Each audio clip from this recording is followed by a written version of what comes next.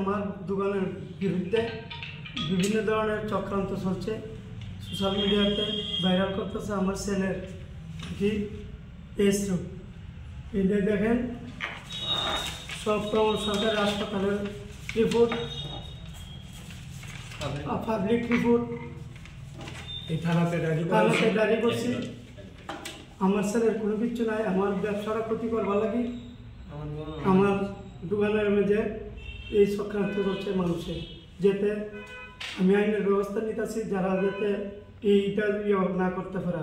আর সবাই আসবেন, আমার কোনো ছেলের কোনো নাই, কোনো কিছু নাই। এটা কি কারণে এমন করা হয়েছে বলে আপনার মনে হয়? ব্যবসার শত্রুতে তারা কিছু করতেছে, ব্যবসায়ীদের করতেছে কিছু লোক। আমার সঙ্গে ব্যবসায়িক আছে, ব্যবসায়ীও করতে পারে। ওইটা করার পরে কি আপনার দোকানে কাস্টমার কি কম আসছে? মানুষ আতঙ্কিত। এস রূপ তো মানুষের জানে না, এটা শ্বাস রূপ না।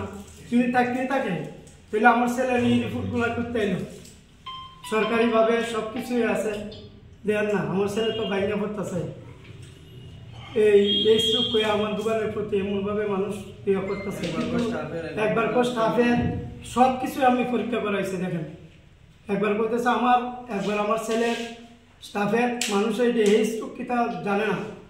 সে থাকলে তো আমার এই ছেলের এই রিপোর্টগুলো থাকতো। আচ্ছা রঞ্জিত বাবু, আপনার ছেলের সম্বন্ধে যে ব্লেমটা উঠছে, ব্লেমটা কি নাম দেওয়া হয়েছে?